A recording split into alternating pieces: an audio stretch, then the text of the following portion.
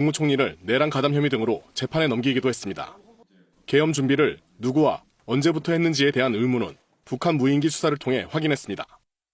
특검팀은 윤 전 대통령이 계엄 선포 명분을 만들기 위해 북한을 도발하려고 군 수뇌부와 공모해 무인기를 보냈다고 봤습니다.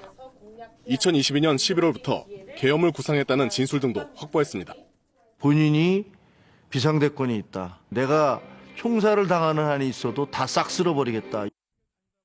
수사기간 180일, 윤 전 대통령부터 한 전 총리, 최상목 전 부총리, 박성재 전 법무부 장관, 조태영 전 국정원장, 추경호 국민의힘 의원 등 모두 24명을 재판에 넘겼습니다.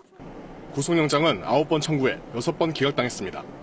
심우정 전 검찰총장의 구속 취소 즉시 항고 포기 등 남은 사건들은 경찰이 이어받을 걸로 보입니다.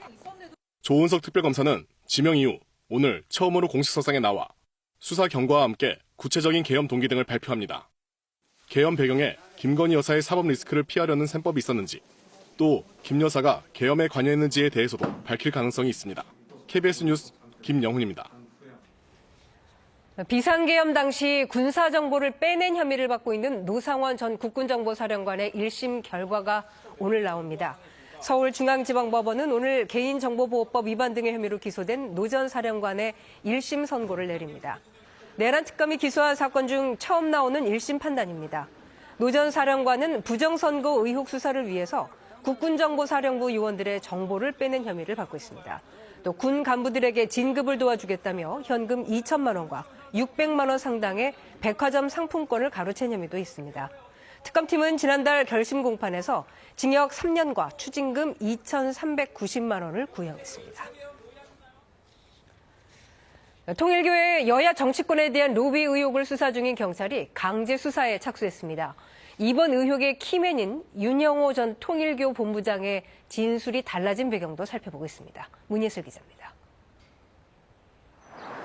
통일교 금품 수수 의혹 등을 수사하기 위해 지난 11일 출범한 경찰 특별전담 수사팀. 주말에도 대부분의 인원이 나와 전 통일교 세계본부장 윤영호 씨의 진술들을 검토했습니다. 윤 씨는 지난 5일까지 민주당 측에 대한 지원을 언급하며 폭로를 예고했지만 최후 변론 과정에서 금품 수수 의혹 관련 언급은 없었습니다. 이어 하루 뒤 권성동 의원 재판에 나와서는 만난 적도 없는 분들에게 금품을 제공한다는 건 말이 안 된다며 진술을 번복했습니다.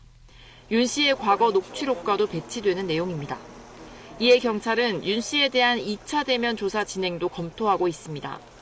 앞서 출국 금지 조치가 이뤄진 전재수 전 해양수산부 장관 등에 대한 계좌 추적, 압수수색 등 강제 수사도 임박한 모양새입니다. 경찰 관계자는 공소시효 등 사안의 특수성을 고려해 신속하게 수사할 것이라고 밝혔습니다. 윤 씨가 2018년부터 2020년 사이 금품을 건넸다면 정치자금법 위반 혐의의 공소시효가 지났거나 임박했을 수 있는 상황. 뇌물죄를 적용한다면 시간적 여유는 생기지만 직무 관련성도 입증해야 합니다.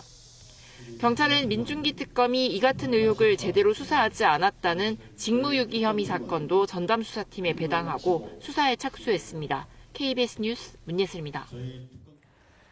정치권 인사들의 통일교 금품 수수 의혹을 수사하고 있는 경찰이 통일교 천정궁 등을 압수수색하고 있습니다. 경찰청 특별전담수사팀은 조금 전 9시부터 통일교 천정궁 등 10개소에 대해 압수수색 영장을 집행 중이라고 밝혔습니다. 경찰이 본격적인 강제 수사에 착수한 건 지난 10일 23명 규모의 전담수사팀을 꾸린 지 닷새 만입니다. 경찰은 또 전재수 의원실에 대한 압수수색을 위해 국회 사무처와 협의 중인 것으로 알려졌습니다. 호주 시드니의 해변에서 유대인 1000여 명을 겨냥한 총기 난사가 벌어져 최소 15명이 숨졌습니다. 총격 용의자 2명은 아버지와 아들로 드러났는데 이 가운데 1명은 현장에서 숨졌습니다. 이승준 기자입니다. 사람들을 향해 무차별 총격을 가하는 용의자를 한 남성이 뒤에서 덮치더니 몸싸움 끝에 결국 총을 빼앗습니다. 다른 남성이 총을 빼앗긴 용의자를 잡으려 쫓아가지만 다리 위에 서 있던 또 다른 용의자가 총격을 가합니다. 호주 시드니의 유명 관광지에서 총기 난사를 벌인 2명은 부자 관계로 드러났습니다. The offenders are a 50-year-old and 24-year-old male who are father and son. The 50-year-old is deceased. 24-year-old is currently in hospital at the moment. 현지 시각 14일 오후 6시 40분쯤 호주 시드니의 본다이 해변에서 두 남성이 무차별 총기 난사를 벌여 지금까지 최소 15명이 숨지고 수십 명이 다쳤습니다. 당시 본다이 해변에선 1000명 넘는 유대인이 모여 유대교 명절 한우카 축제를 열고 있었습니다. 행사에 참여했던 10살 어린이가 총격에 희생됐고 홀로코스트 생존자 1명도 목숨을 잃었습니다. 호주 정부는 이번 사건을 유대인을 겨냥한 테러로 규정했습니다. An act of evil anti-Semitism, terrorism that has struck the heart of our nation. 이스라엘 정부는 호주 정부가 반유대주의를 방치하다 이번 사건이 발생했다며 비난하고 나섰습니다. 호주 정부는 지난 9월 팔레스타인을 정식 국가로 인정했는데 당시 네타냐후 총리는 반유대주의 불길에 기름을 붓는 일이라며 강하게 비난했습니다. KBS 뉴스 이승준입니다. 미국의 명문대학인 브라운대에서 총격 사건이 발생해 2명이 숨지고 1명이 중태에 빠졌습니다. 유력한 용의자로 보이는 남성이 붙잡혔는데 이 학교 학생은 아닌 것으로 알려졌습니다. 김경수 특파원이 보도합니다. 미국 명문 브라운대에서 30km가량 떨어진 지역의 한 호텔 주차장에 경찰차가 출동했습니다. 미 연방수사국장은 현지 시각 14일 브라운대 공과대학에서 발생한 총기 난사 사건의 용의자로 보이는 20대 남성을 체포했다고 밝혔습니다. 경찰은 호텔에서 총기 2정을 발견했는데 총기 한 정에는 레이저 조준 장치까지 달린 것으로 전해졌습니다. The investigation continues to progress extremely fast. We're in the process of collecting evidence and seizing items that we need to seize, search locations that we need to search.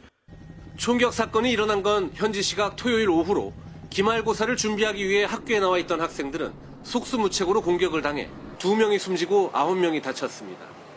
브라운대는 이번 학기 남은 수업과 시험을 모두 취소하고 학생들 지원에 나섰습니다. 교내 대피령은 모두 해제됐습니다. Our work as a state is not over. As governor, I'm committing to the city and to Brown and the broader community that has been impacted by this to make sure everyone who needs assistance, mental health assistance, can access them. 총격 용의자로 긴급 체포된 20대 남성은 브라운대 소속 학생은 아닌 것으로 알려졌습니다. 수사당국은 체포된 남성의 신원과 브라운대와의 연관성 등에 대해선 말을 아끼며 수사를 진행 중이라고 밝혔습니다. 워싱턴에서 KBS 뉴스 김경수입니다. 우크라이나가 미국이 제안한 영토 양보 대신에